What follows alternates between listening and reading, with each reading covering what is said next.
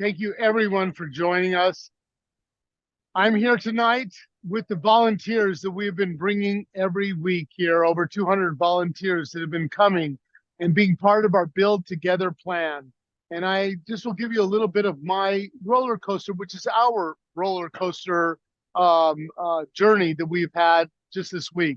We've met with government officials, we've met with the mayors, we've met with the people that are really building and rebuilding.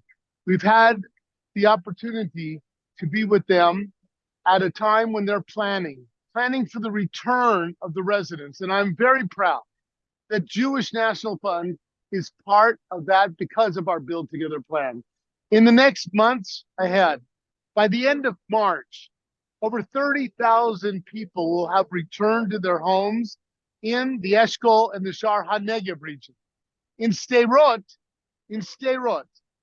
already half the population is coming back. And I was there just the other day with the mayor, and I stood in front of where the police station was, where over 52 people were murdered.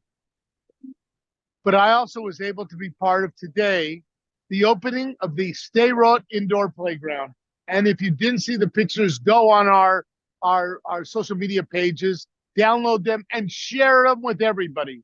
Because today, after October 7th, the first time it was open, our volunteers spent 2 days cleaning it up, repainting it. And today, over 600 children came there.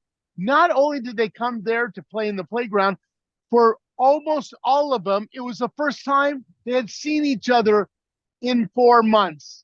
They had been scattered throughout Israel.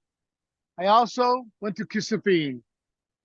I was there walking and hearing the stories about this one's grandmother who was murdered sitting in her chair in front of her home. I was there when I saw the burnt houses, but I also was there with that community that I'm telling you, all of you, that in the weeks ahead, come on the volunteer mission because we are going to rebuild Kisufim. We're going to be working with Israelis. We're going to be working with the Americans that are coming on these volunteer trips. We're going to be working with the residents, painting their homes, bringing new community center to life, building new parks.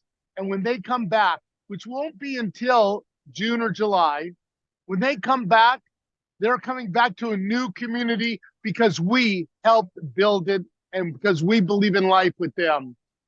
And tonight, before we came to celebrate with the soldiers that are here, that have just returned from Gaza, that are singing and dancing with our volunteers, with the special uniform band playing for them. We were at Green Forest, where the Nova Festival was, where I telling you the saddest moment when children, young people were murdered.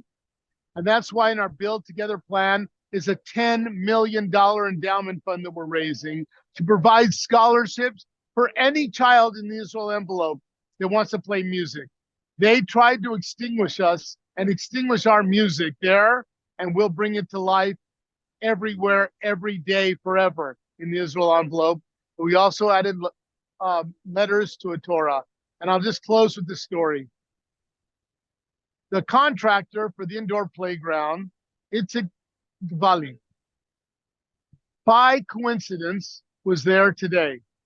His son was taken hostage, and his son was reported to him 2 weeks ago that he is dead. Itzik was there just to spend a moment for himself. He saw the Jewish National Fund shirts. He came over, we hugged. I remember his son, when he built the indoor playground for us, used to run around. His son was a hero and was killed. We added a letter in the Torah in memory of his son, but I just want you to think of that moment. We haven't seen each other in over 10 years. He was there by coincidence.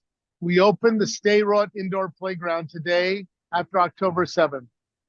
Maybe there's no coincidences. And that's the story of the Jewish National Fund.